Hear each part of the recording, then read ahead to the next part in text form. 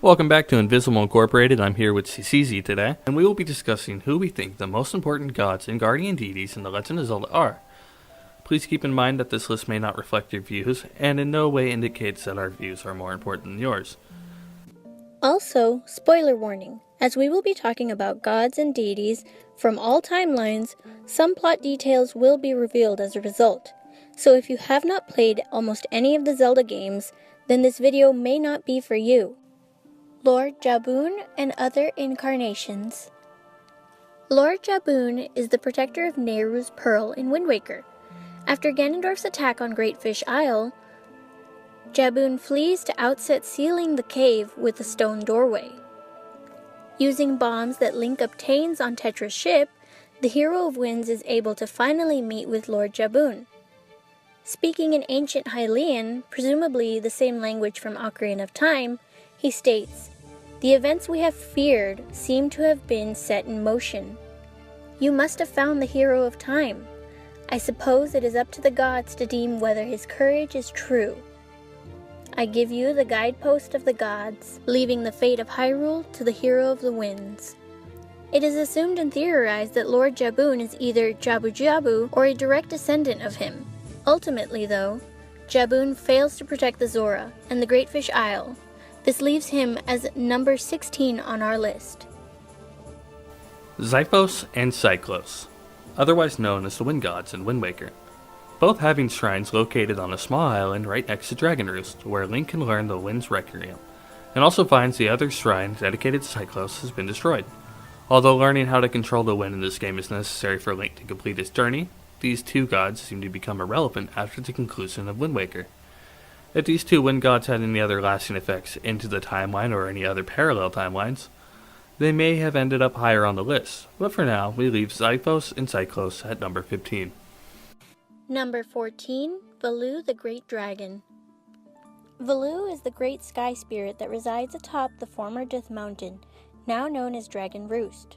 Known for protecting the Rito tribe, who have claimed Dragon Roost as their home. It's important to note that Valoo speaks ancient Hylian and is theorized to be connected to the dragon Eldin in some way, although this is not confirmed by Nintendo. Valoo grants the Rito their ability to fly by providing them with one of his dragon scales when a Rito comes of age. Another interesting side note to keep in mind is that the Hyrule Historia hints at the possibility of Valoo being a direct descendant of the dragon Volvagia. Valoo doesn't make any other appearances in other timelines, but is still a protector of the Rito tribe and does have a few important roles to play as such. And this is why we think Valoo makes number 14 on this list. Number 13, the Spirits of Good. In the game Spirit Tracks, the Spirits of Good are worshipped by the people of the land. These people often lead prosperous and peaceful lives. Then, everything changed when the Fire Nation attacked. Excuse me. I couldn't resist. As I was saying, the people lead good lives and enjoyed a time of peace until an evil demon king rose to power, ravaging and decimating the land and everything around him, leaving the Spirits of Good no choice but to participate in a long and bloody war known as the Spirit War by the fans. Ultimately, they were unable to destroy the Demon King, but were able to subdue him by using the remaining power to shackle him to the ground, the Spirit Tracks, and build the tower that acts as a seal. Then they promptly returned to their home in the heavens, leaving the Locomo to take care of the land while they recovered. The items given to the Locomo to help them with this immense task included the Bow of Light, the Spirit Train, Compass of Light, and the Locomo Sword, which had been infused with scarce energy used to battle evil. Because of the participation of the Spirits of Good in the mortal affairs, as well as artifacts left behind by the inhabitants of the Spirits of Good, it makes number 13 on our list. Number 12, the Great Deku Tree. The Great Deku Tree makes many appearances throughout the Zelda series. The Deku Tree is both an earth spirit and the guardian of the forest. He has lived many long years, so his wisdom is vast, which was stated in Wind Waker. The Great Deku Tree's first appearance was in Ocarina of Time, where he was cursed by the evil King Ganondorf, because he was unwilling to give up the spiritual stone. Understanding that his time was short in the world due to the curse placed upon him, he sends Navi to retrieve Link. Soon after, Link defeats Queen Goma, successfully breaking the curse. But unfortunately the damage had been done, leaving the Deku trees to slowly wither away, and thus sending Link onward to become the hero of time. After Link successfully retrieves all of the spiritual stones, he is able to access the Master Sword, which sends him 7 years into the future. Soon after learning what fate had befallen Hyrule in his absence, he heads to the Forest Temple and awakens Saria as the Sage. Afterwards, he is transported to where the previous Deku tree had fallen, only to find that a new sprout has taken the fallen guardian's place. He then reveals Link's forgotten past. Skipping forward in the timeline, in Wind Waker, the Great Deku Tree now resides in the Forest Haven, with what used to be the Kokiri, now known as Koroks. The Deku Tree grants Aurora's Pearl to Link. Take note that it's entirely possible that this is the same tree found in Ocarina of Time, and can be connected when you take into account that he speaks ancient Hylian, upon first seeing the new hero, otherwise known as the Young Waker of Winds. When translated, it would seem that the Great Deku Tree is disappointed that the King of Hyrule had not found the Hero of Time. The Great Deku Tree is one of the most important guardians throughout the timelines. Not only does he appear in most of the timelines, he often has vast wealths of knowledge to share with the player. Upon helping the Deku Tree and rescuing Makar from the Forbidden Forest, and for that we put the Great Deku Tree at number 12. Number 11. Levius. Originally found in Skyward Sword, he has protected the skies since ancient times, stating, "I am the great spirit they call Levius." Before she passed from this world so long ago, the goddess Hylia appointed me as Warden of the Skies. After Link frees him from the boss Biliosite, he informs him about the Song of Heroes, and eventually teaches Link the fourth and final part of the song, allowing Link to find the Triforce. But I believe Aang can save the world. I promise I'll stop now. Levius is an important guardian, entrusted by Hylia herself. Although Levius makes no other appearance in the timeline, I think he makes it higher on this list because without him, Link would have never found the Triforce, allowing you to permanently seal the imprisoned, saving the world in the process. Number 10. The Season Spirits.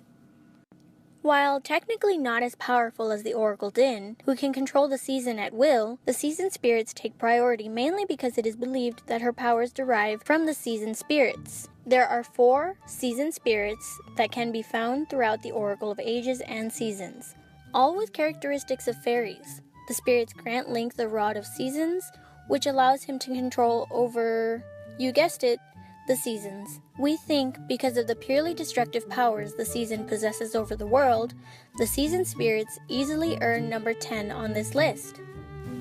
The 4 giants of Termina are widely considered to be the guardians of the land, each one protecting their specific region. As stated by Anju's grandmother, the tales from long ago when all the people weren't separated into 4 worlds like they are now, in those times all the people lived together, and the 4 giants lived among them. On the day of the festival that celebrates the harvest, the giants spoke to the people. "We have chosen to guard the people while we sleep. 100 steps north, 100 steps south, 100 steps east, and 100 steps west."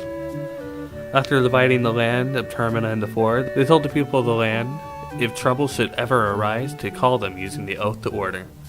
Because of the active defense of the land and the strength the 4 giants possess, we believe the 4 giants easily earn the spot at number 9. Number 8. The Great Fairies. The Great Fairies of Hyrule appear in many games throughout different timelines, including The Legend of Zelda: A Link to the Past, Link's Awakening, Ocarina of Time, Majora's Mask, Oracle of Seasons and Ages, Four Swords, The Wind Waker, Minish Cap, and Twilight Princess. The Great Fairy states, "When you are weary of battle, please come back to visit me." The Great Fairies are staple characters, appearing across all the timelines, and in almost each game, grant Link with special abilities to aid him on his quest. Whether it be the fire and ice arrows the Queen of Fairies grants Link in The Wind Waker, or the power of Din in Ocarina of Time. The Great Fairies are an important installment in any Zelda game, and often affecting the history of Hyrule itself. Due to the active role of the Great Fairies play in almost every installment, we believe the Great Fairies easily make number 8 on this list. Number 7. Ordana, Faron, Elton, and Minoru of Twilight Princess. Otherwise known as the Light Spirits, each one protects their respective province, Ordana, Thorn, and Eldin, and Lenora. Although they protect these particular regions, their original task was to protect the light that sustains the world around them. All the Light Spirits intervened when the Twilight or the Interlopers tried to take control of the scarce realm, except for Ordana, whose province is technically outside of Hyrule. Upon vanishing the Interlopers to the Twilight realm, their magic was sealed within the View Shadow. Although the Light Spirits are powerful and seen as protectors appointed by the gods, they ultimately failed to protect the land from darkness, relying heavily on Link to rescue them by collecting the Tears of Light. Granted, this is necessary for Link to retrieve the View Shadow. They play a big part in the ending of the game by combining the powers to create light arrows, ultimately allowing Link to defeat Ganon, and this is why they rank at number 7. Number 6. The Ocean King. A god stripped of his power yet still retains the power, even known as the Defender of Creation. Although this god is powerful, he and the 3 light spirits, which are depicted as fairy-like beings representing the power of the Triforce, power, wisdom, and courage, were partially sealed away by Bellum. Although sealed away, the Ocean King and the Spirit of Courage, Ciela, managed to create a separate physical manifestation of themselves. Sadly though, Ciela lost her memory as a spirit in the process, and the Ocean King had to take on a form far less powerful than his original, and hide under the guise of the mortal Oceus. An important thing to note is that the domain of the Ocean King may have possibly been created by the Ocean King himself. Like Termina, the world of the Ocean King is its own land, and with its own inhibitions and so forth. This god is seen as a creator of his own world, and even when defeated, he holds power over the world around him, and is eventually able to regain his true form. Unlike the spirits of the good, the Ocean King was willing to give up his physical form in aims of protecting the people that populated his world, taking an active role in the events of the game, unlike other gods seen throughout the series. And for this reason, we believe the Ocean King has earned his rightful place at number 6 on this list. Number 5. Majora and the Fierce Deity. Majora is the name of what I think is the Legend of Zelda's most bizarre villain. With psychopathic traits and what seems to be a lack of empathy, Majora is easily one of the most dangerous villains in the series. The mask itself shows intelligence and the ability to speak through whoever it wears on its own, even the original creators, who are believed to be the Twilight, as that happy mask salesman states. According to legend, the troubles caused by Majora's mask were so great, the Ancient Ones, fearing such catastrophe, sealed the mask in shadow forever, preventing its misuse.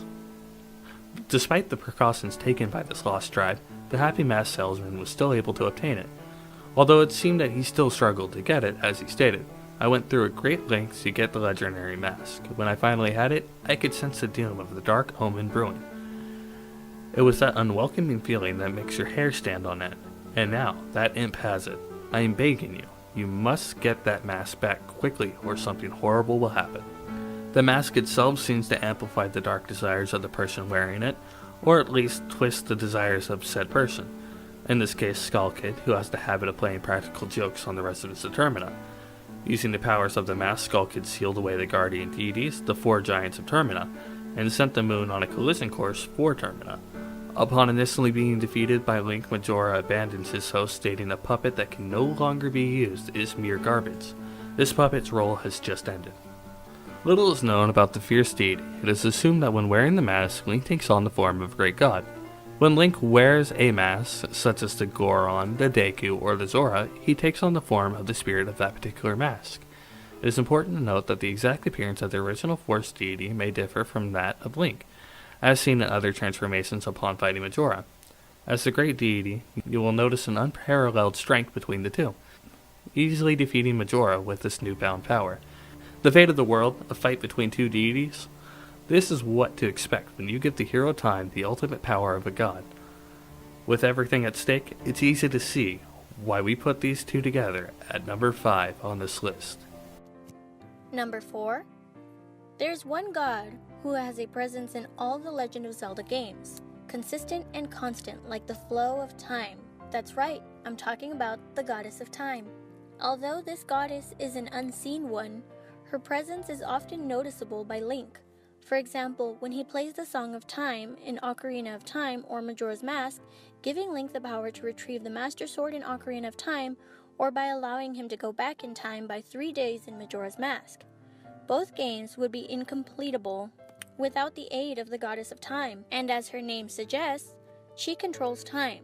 She would be the reason we have a timeline split in the first place. Seeing as though time is her domain, she controls the essence of life, destroys mountains, and eventually takes the lives of all who know her. She is just as relevant in the series as time is in the real world. And that is why the Goddess of Time ranks number 4 on this list. Demise. As Fee states, the eternal being has conquered time itself. It is the source of all monsters. This one quote puts Demise one mark over the Goddess of Time. Although Demise is not inherently a god, he possesses a skill and power that rivals the gods. But even with so much power, he still covets the Triforce, and is willing to stop at nothing to gain the supreme power of the gods. Even though Demise seems to have a hatred towards all living things, he does seem to hold some respect to those that can match his power, and to those that wish to challenge him, such as Link. Even in his defeat, he still has honor, even stating to Link, "You fight like no man or demon I have ever known." Granted, he still curses Link in his incarnation to an eternity of strife and war, going on to say, "Though this is not the end, my hate never perishes. It is born anew, in a cycle with no end," thus creating the Legend of Zelda to begin with. With immense power surpassing that of almost all gods before him, we think that Demise has earned his rightful place at number 3 on this list. At this point in time, you may be wondering what god possesses more strength and power than Demise, the Demon King. Or you might have a good idea already.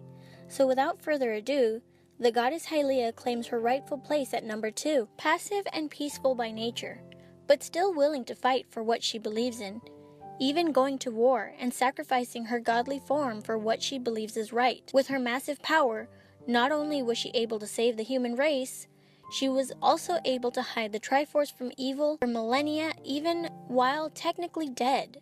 Hylia was able to predict that Demise would eventually escape from the sealed grounds, and acted accordingly, reincarnating herself and creating the necessary events for the eventual upbringing of Link. While alive, Hylia held dominion of seemingly all races, from the Perella to the Gorons, and was able to befriend the dragons that oversee the 3 provinces, Faron Woods, Eldin, and Lanayru Desert. Faron, the water dragon, Eldin, the fire dragon, and Lanayru, who holds power over lightning. Each one was trusted enough by Hylia to hold one part of the song of the hero, which paves the way for Link to find the Triforce. Hylia's excellent foresight, strategic ideas, and immense power easily puts her as the runner-up to the most powerful gods on this list. Number 1. The 3 golden goddesses. Pharaoh, the goddess of courage, with her rich soul produced all life forms who would uphold the law. Din, the goddess of power, with her strong arms cultivated the land and created the red earth. And Neru, the goddess of wisdom, who poured out her wisdom onto the land and gave it the spirit of law. All 3 are considered the elder gods, or the original gods, omnipotent, infinite in knowledge and life. It's implied that they may also be the creators of other realms too, such as the world of the Ocean King or Termina. Although these 3 gods are not always spoken of, their appearance and influence can be seen throughout all of the timeline, such as in Wind Waker, with the 3 goddess pearls said to be given to 3 races by the golden goddesses themselves. Or in Twilight Princess, when they sent the 4 light spirits to protect the light that sustains the world around them. Upon creating the lands and the laws that govern them, the 3 goddesses left, leaving the Triforce behind in what would later become this sacred realm. It is important to note, however, that the gods didn't just leave the Triforce for anyone to claim. They did in fact trust the goddess Hylia to protect it, in what would later be called the era of the goddess Hylia. Thanks for watching. Please don't forget to comment, like, and subscribe. If you enjoyed this video, check out some of our other content for more. As the happy mask salesman once said, whenever there is a meeting, a parting is sure to follow. However, that parting need not last forever. Whether a parting be forever, or merely for a short time, that is up to you.